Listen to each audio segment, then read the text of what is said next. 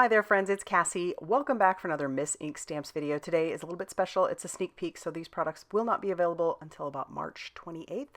But let me show you what we're going to be using today, this brand new set called Stab, You're It. And for all of my horror loving friends, you will know exactly what this stands for and how fun this can be. Definitely not just a Halloween stamp set. Very much birthday and all kinds of other things. And this release is going to be a small one, but a fantastic one.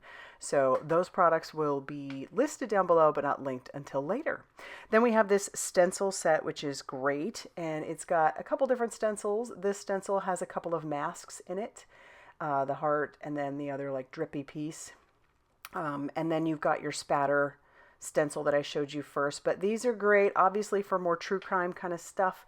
But I also think that they could be used for lots of different projects. Maybe not every bit on there, like every part of the stencil, but pretty close. And then I thought about using this stamp, die. It's not new. It's called the Punny Farm Frame. But I do have plans for it later on down the road because you can make your own sentiments, and I thought it would be really fabulous with this stamp set. So we're going to tack down a piece of white cardstock, and I'm using the spatter part of that stencil and just moving it around, going for a specific look. I want it to look like the spatter is going kind of from the bottom right to the upper left. So I'm masking off the parts that are showing because knowing me, I will get ink on those. And I'm going to bring in some Bee Sting Simon Hurley Create ink. This stellar ink is great. And I've got my blending brush. I'm just going to blend some of that ink on there. But as I was inking this up, I thought this stencil in particular would be really good for, like, maybe you want to do a rainbow look or an ombre look using different colors. It could just be paint spatter as well, not just, in this case, what looks like blood. And now that part is done, so we're going to bring in one of the images from our stamp set, and I'm going to ink that up using some Black Widow ink. That's that stellar ink from Simon Hurley Create. This stuff is perfect for alcohol marker coloring. All the colors are. They're also good for watercolor, watercoloring with them, not stamping it down and watercoloring over the top of it. But so I wanted to use my Olos. I'm sticking to just the warm grays, so I pulled out all of them that I have. I've got that W1, W3, W5, W7, and W9. And I kind of hem-hawed around a little bit about how dark I wanted his robe to be.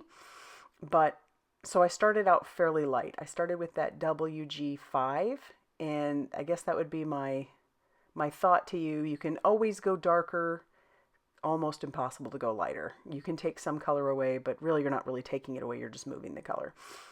So I started lighter, and I ended up really liking how light it was, so I just bring in some of those darker WGs to add the shading to those spots. So his pants are going to be darker than his robe. The bottoms of his boots, his gloves, all those things are going to be a little bit darker than his robe. And then I'll bring in those WG7s and 9s to add some shadowing and shading in where I think that those would look good. Also, I'm making like the tie around his robe to be a little bit darker also. And then we'll blend those colors out using the WG5.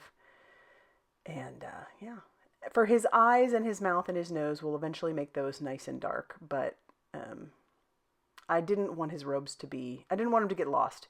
You can't really, if you're trying to go with black, just using a black marker is obviously going to cover up all of your stamped out lines. So this is why grays are perfect for coloring in black kind of images. And then you just make it darker as you want to go. But definitely keep the lines, or the color next to the lines, a little bit lighter than anything really dark. Otherwise they'll disappear into your image. So I'm just about done coloring up his robes and blending out that color. And I stuck with the WG7 to be mostly the color that I used that's darker. But when I go in for his eyes, I do the WG9. So those are going to be even darker than the rest of him. But he's fun. It was kind of, I don't want to say a challenge, but sometimes it can be a challenge to just use one specific color. So I thought that was kind of fun. And then we did, of course, bring in some red for his knife handle and the knife, the tip of the knife. All right, so look at him. He looks fun and scary. And so I'm going to go ahead and fussy cut him out. And then my tip for fussy cutting, if you haven't done it, or if you maybe don't even like doing it, is to mostly just move your image. If you haven't had a lot of success with fussy cutting, try to keep your scissors mostly where they are and move your image more than your scissors. I do have a card base down there that is 5.5 inches by 8.5 inches and scored at 4.25. We're going to stamp out a sentiment on the inside that says, "Have a killer birthday." And then I do have a sentiment for the outside as well.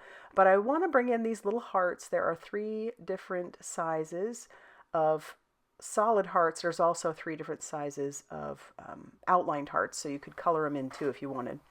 But I'm going to bring that bee sting back in, and we'll stamp those little hearts around the sentiment. And then our card base is basically done. But for our final sentiment, I'm going to bring in my very favorite black cardstock for embossing, and it's that Pear Blossom Press sentiment stock. This stuff's great because it's super smooth. If you ever have problems trying to emboss your sentiments onto black cardstock, it's probably because your cardstock has a little bit more texture to it. And so this stuff is so smooth. The powder doesn't stick to the areas it really shouldn't, especially if you use a anti-static powder tool. So I'll heat set that. I did use a fine detail white embossing powder. And surprise, surprise, I stamped my sentiment out pretty straight, so I can actually use the lines on my guillotine trimmer to trim this down. I'm going to glue our little guy to the side, and the reason for that is because I want to add foam tape to all the rest of it, to the sentiment and to him. And so I'm just going to bring in these black foam squares. You wouldn't have to use black. I don't know, I just grabbed the black, but it's nice that they come in black and they also come in white. And this is a multi-pack, so there are bigger ones and smaller ones. So I'll just peel off that release paper. See, you can't see those foam squares. And then I'll use my glass mat to line this up as straight as I can. And we'll just stick him down, and then we can use some of that liquid glue to adhere down our panel to our base. And I always use liquid glue when I can, simply because I don't always get things on straight. All right, so there is our card. I love it. Like I said, this will be available later on in the month, so save this video so you can head on back. If you like this video, be sure to hit the like button. Definitely consider subscribing if you haven't already done so. And be sure to check out all that Miss Ink Stamps has going on over on their blog, Facebook page, and Instagram for more crafty inspiration. Thanks for stopping by, and we'll see you soon.